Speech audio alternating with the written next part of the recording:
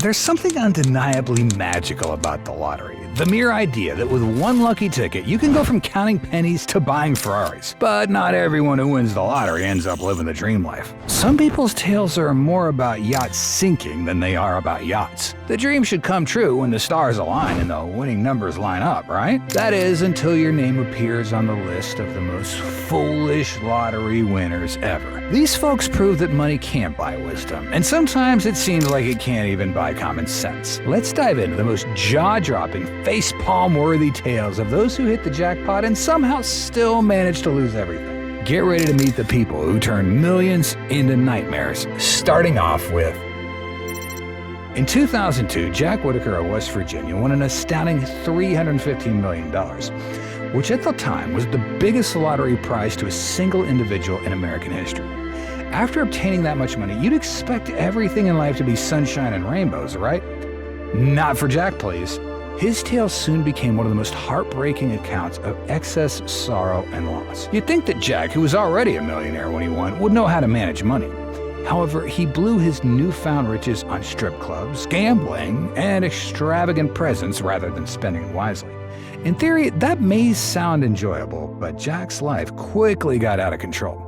First, he started handing out enormous amounts of money to friends and strangers alike.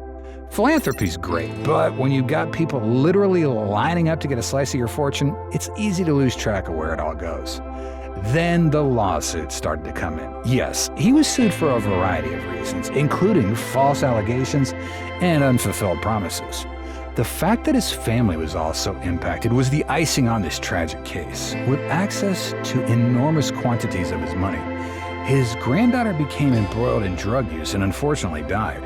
In interviews, Jack acknowledged that he wished he had torn up the ticket. His tale serves as a somber reminder that having more money might lead to further issues. His triumph turned him from rags to riches, but was as Pyrrhic as a victory as one could imagine. Carroll is famously known as the king of shops for his extravagant lifestyle decisions. He spent millions on cars, drugs, and guitars. In one night out with the boys, he'd blow your mortgage and bail budgets. He was once accused of splurging 2,000 pounds a day on cocaine, and his mansion hosted so many Wabashes, police had been called to contain the anarchy. But the money didn't last. A few years later, Carroll had gone completely broke. His fancy cars were sold, his mansion started to crumble, and as the money ran out, so did those once-called friends. Carroll would even return back to it, as fate has peculiar ways of returning us to our beginnings. The next person on this list has the same tragedy, but with a twist. You would assume that hitting the lottery once would be an uncommon and momentous occasion. What if we were to win it twice? New Jersey resident Evelyn Adams triumphed over the lottery twice, in 1985 and 86, defying the odds. Her wins came to a total of $5.4 million. She'd be set for life, surely. Not exactly. Evelyn's had proved to be her undoing. Rather than allocating her winnings for investment or putting them down for a rainy day, she took her millions and lost endless hours playing the slots in Atlantic City. Her luck quickly ran out, this time permanently. She supposedly lived in a caravan by the late 2000s after gambling nearly all her riches away. Next up is also a millionaire, but that term does not age well. One of the more unusual tales of lottery mismanagement is that of William Bud Post. Post was the winner of $16 million in the Pennsylvania lottery in 1988, but his life descended into turmoil and sorrow very rapidly. Originally, in an attempt to inherit the riches, Post's brother tried to have him killed. And if that weren't awful enough, Post's former partner filed a lawsuit against him, claiming that he had pledged to give her half of his proceeds. Worse, he made a number of bad ventures that didn't work out, such as buying a used car company and an ill-advised airplane deal. Post was living off food stamps when he passed suddenly in 2006, having racked up $1 million in debt in less than a year. His terrible tale serves as a sobering reminder that money doesn't buy happiness. Lara and Roger Griffiths were a seemingly normal British couple when they won £1.8 million in 2005. The couple did what many people would do. They quit their jobs, bought a lavish home, and lived the high life for a while. Roger even made the decision to follow his long-held ambition of becoming a rock star. How could something go wrong? As it happens, quite a bit. Their spending patterns were far from frugal. They lavished on expensive clothing, fancy automobiles, and far-flung trips. However, their investment in Roger's music career, which never really took off, is what ultimately destroyed them. Their marriage failed along with the money. Roger blamed his lotto victory for ending the couple's marriage, and they eventually divorced. When they got broke in 2013, Lara said that winning the jackpot had ruined her life.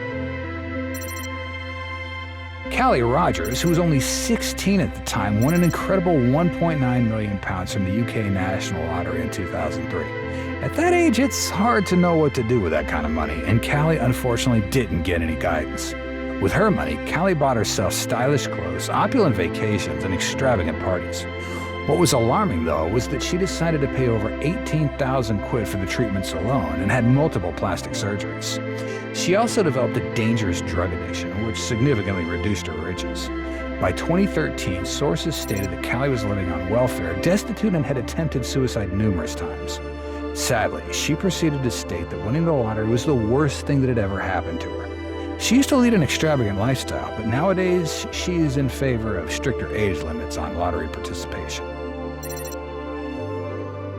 Not only did Curtis Sharp win $5 million in the 1982 New York Lotto, but he also became well known for the manner in which he spent his wealth.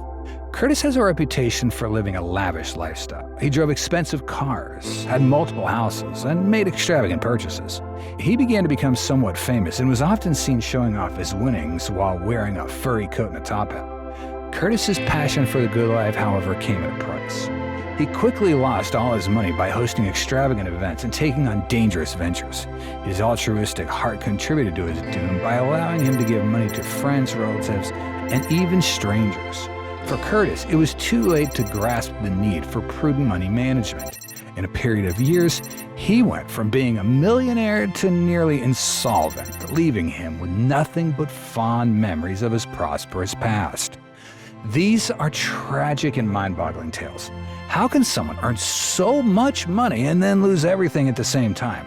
All these lottery winners seem to have one thing in common. They lack financial literacy, which is exacerbated by fast decisions and the tremendous pressure of unexpected wealth.